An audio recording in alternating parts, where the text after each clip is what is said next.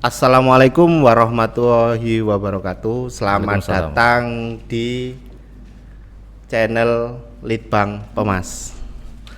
Kali ini kita ketemu dengan narasumber yang kedua mungkin dari part yang pertama, yaitu part pertama tadi adalah Dr. Yaskun atau Promovendus ya, untuk 2 atau 3 tahun lagi. Hari ini kita akan ketemu dengan doktor juga, kandidat doktor Promovendus, yaitu Dr. Muklis. Beliau di sini sebagai apa, Pak? Sebagai TP4M. TP4M. Iya. Apa itu, Pak? TP4M. TP4M itu tim penilaian penelitian pengabdian pada masyarakat. Oh, berarti kita ketemu dengan orang paling atas dari Fakultas Ekonomi, urusan penelitian dan pengabdian. Beliau kayaknya bertanggung jawab. Kita tanya-tanya sekarang. Oke. Pak, berapa sih jumlah peneliti yang ada di Fakultas Ekonomi itu? Untuk jumlah peneliti sesuai dengan jumlah dosennya ya.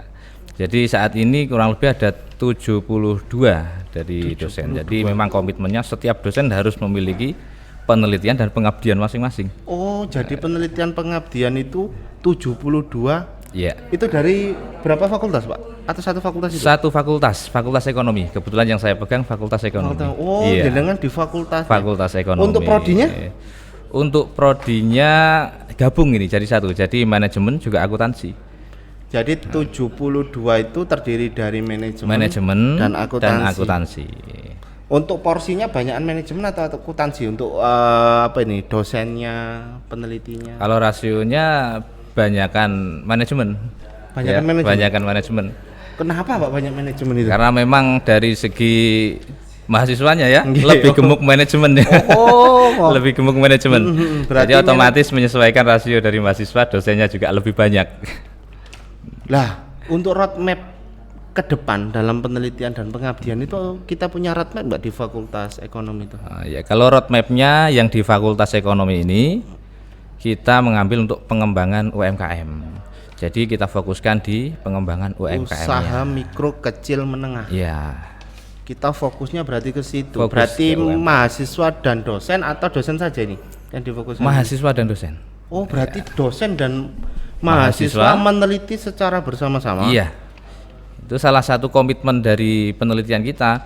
Setiap penelitian yang dilakukan oleh dosen atau pengabdian harus melibatkan mahasiswa, harus berdampingan, tidak boleh hanya dosen sendiri, supaya mahasiswanya juga ikut berperan aktif di situ.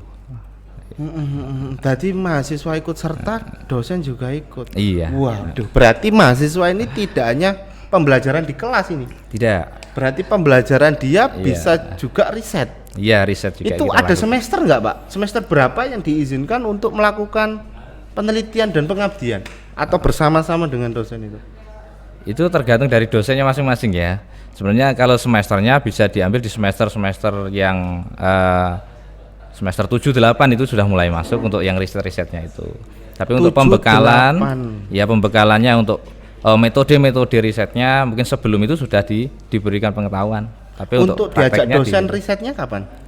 mulai semester 7 semester 8. Wah, jangan-jangan ini 2 in 1, Pak, saya sebutnya. 2 in 1-nya apa? Satu dibuat riset, yang kedua mungkin tujuan skripsi itu. Bisa jadi. Oh. Bisa jadi seperti itu. Lah ini istimewanya ya, di Fakultas Ekonomi itu Ya. artinya mahasiswa diikutkan dalam penelitian, pengabdian untuk outputnya ke skripsi mahasiswa. Iya. Seperti itu. Bisa jadi. Waduh, ini kemajuan ini berarti. Dimana biasanya riset-riset itu kan dilakukan oleh dosen Iya. untuk dosen sendiri, pengabdian untuk dosen sendiri, selesai. Sekarang hari ini dilakukan untuk mahasiswa. Mahasiswa semester 7 atau 8. Berarti skripsi juga dia. Iya. Wah, ini gebrakan ini. Oke, Pak. Pertanyaan saya nanti outputnya apa ini? Untuk outputnya kita kembali lagi ke pengembangan UMKM ya. Jadi di situ mahasiswa memiliki skill untuk bisa pengembangan UMKM-nya. Bagaimana bisa memulai usaha, bagaimana bisa membangun ekonomi kerakyatan tidak hanya sekedar teoritis, tapi juga bisa menerapkan di ranah-ranah yang memang harus diterapkan, tidak hanya sekedar teori usaha saja. mikro gitu ya. Usaha mikro. Berarti Iya. untuk mengembangkan usaha mikro. Iya, Berarti mereka kembali ke desa. betul. Wow, riset berdesa. Riset berdesa temanya kembali ke ekonomi, membahas tentang UMKM. Tapi dalam tanda kutip bukan Iya. kembali ke desa, fisiknya ke desa, tapi membangun desa untuk bisa lebih maju. Itu harus digarisbawahi. Tadi TP4M itu sudah mengembangkan kayak gitu. Berarti Iya. kita fokusnya ke UMKM, terus mengembangkan. Wah, ini termasuk istimewa, saudara. Terus gini, Pak. Di situ lagi ke partisipasi mahasiswa berdesa. Ada kendala nggak yang sudah selama ini terjadi di situ? Kalau kendala-kendala pada dasarnya tetap ada. Cuma kendala itu masih bisa diatasi dalam konteksnya tidak terlalu berat. Karena memang sistemnya masih kita pembelajarnya di situ, didampingi oleh dosen. Jadi kendala-kendala yang sekiranya dalam pengembangan UMKM-nya itu masih bisa dipecahkan. Yang tidak terlalu signifikan saya kira kendala-kendala itu.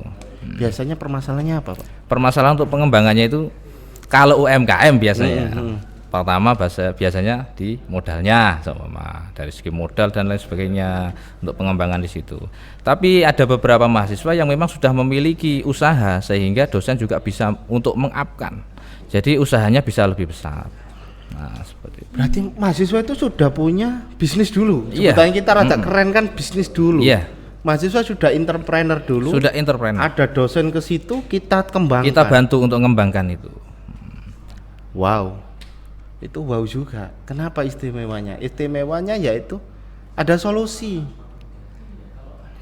Terus, Pak, ada nggak permintaan mungkin dari suatu UMKM tertentu untuk minta dibantu dalam penelitiannya atau dibantu supaya bisa mengembangkan usaha? Kalau permintaan dari beberapa UMKM yang sudah ada, itu ada beberapa permintaan untuk membantu bagaimana caranya untuk meningkatkan produktivitas dari UMKM itu. Ya, termasuk salah satunya mungkin di beberapa desa ya yang saat program-program mahasiswa di dalam menjalankan KKN itu banyak program yang memuat tentang pengembangan UMKM terutama di Fakultas Ekonomi ini.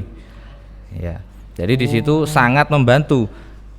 Tidak hanya sekedar UMKM dalam lingkup desa, tapi juga kemasyarakatan juga lebih bisa kita andalkan ya di situ untuk pembimbingannya. Tidak hanya fakultas besar berarti Iya. ekonomi ini, tetapi juga mengambil solusi atau peluang yang ada di desa. Iya. Di mana UMKM itu bisa bergerak, UMKM bisa menghidupkan. Oke.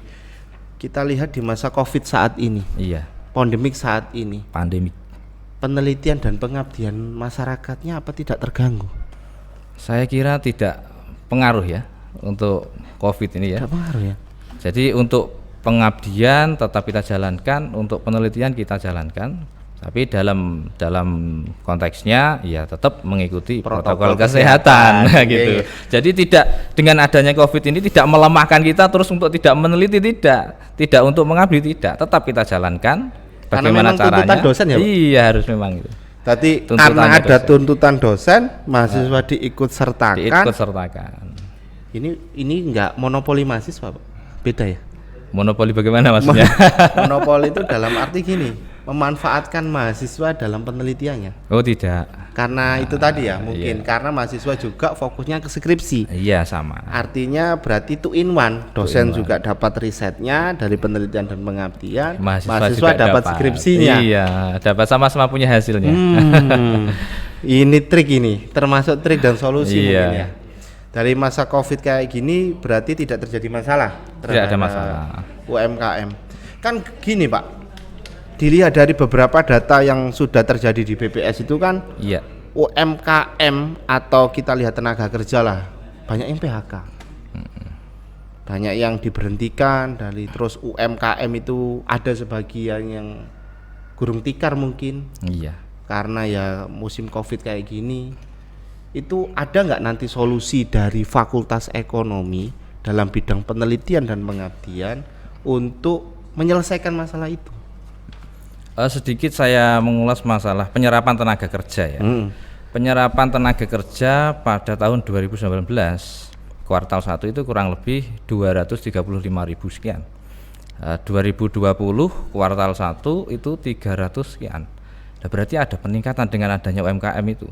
Jadi masyarakat saya kira dengan adanya apa tadi yang dinamakan ada PHK, ada pemutusan hubungan kerja dan lain sebagainya itu ya, ada beberapa tempat yang memang ditutup karena pandemi COVID ini. Justru di situ kita terpacu ya dari Fakultas Ekonomi menggalakkan program UMKM ini tidak dari sifatnya apa namanya mempekerjakan, tapi membangun dari mindset mahasiswa, dari mindset masyarakat untuk bisa kreatif dan inovatif, membuat suatu lapangan kerja baru yang bisa dilakukan, tapi tidak apa namanya tidak terhalang adanya COVID seperti ini gitu. Trik yang sudah dilakukan Pak selama ini dari Fakultas Ekonomi. Kalau yang diterapkan di mahasiswa, memacu mahasiswa untuk kegiatan-kegiatan wirausaha. Jadi bagaimana mahasiswa itu bisa memunculkan kreativitasnya untuk membuat suatu produk, dan produk itu bisa dipasarkan tanpa terganggu kendala COVID. Dan saat ini pembekalan dari segi teknologi juga itu harus ditekankan. Oh alah, berarti pakai e-commerce itu ya? Ya itu. Ya. Berarti mereka memanfaatkan teknologi, kita melakukan penelitian, di situ e-commerce-nya berjalan, ekonomi berjalan. Berarti ingat, UMKM tidak mempengaruhi, PHK malah menciptakan penyerapan tenaga kerja. Iya. Wah, di sektor UMKM. Sektor UMKM. Itu yang terjadi. Iya. Oke. Mungkin ada yang masukan dari kita Pak untuk pengembangan dari Litbang Pemas Channel ini. Saya kira ini sudah sangat luar biasa ya, dengan Litbang Pemas Channel ini bisa memberikan untuk memberikan informasi-informasi penting ya terkait dengan Universitas Islam Lamongan ini, terutama di Fakultas Ekonomi saat ini. Saya mewakili Fakultas Ekonomi. Ya tetap sebagai yang terbaik Litbang Pemas Unisla ya. Tetap solusi masa depan dan semua masyarakat mari bersama-sama putra-putrinya dimasukkan di Fakultas Ekonomi untuk mengukir masa depan yang cerah. Karena itu tadi penyelesaian skripsinya bisa lewat penelitian. Luar biasa. Dan kayaknya tidak hanya semester 78 loh ini. Iya. Bisa sejak semester 5 aja sudah bisa. Sudah mulai di planning mulai semester 5 bisa sudah. Berarti apa sih kendala nanti dalam output dari sarjana ekonomi? Skripsi bingung. Enggak di sini. Tidak ada masalah. Ternyata dosen juga ikut membantu kan, Pak? Membantu. Dalam penelitian pengabdian. Iya. Bekerja sama dengan mahasiswa. Itu solusi. Artinya skripsi semester 5 sudah bisa dilakukan. Iya. Syaratnya apa? Ikut dengan dosen dalam penelitian dan pengabdiannya. Oke, terima kasih pemirsa Litbang Channel. Pak Muklis juga terima kasih sudah bersedia hadir dalam kegiatan hari ini. Ya.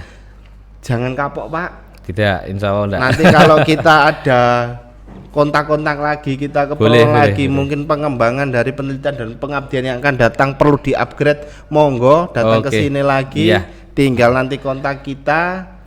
Oke, terima kasih pemirsa. Saya tutup. Wassalamualaikum warahmatullahi wabarakatuh. Waalaikumsalam warahmatullahi wabarakatuh.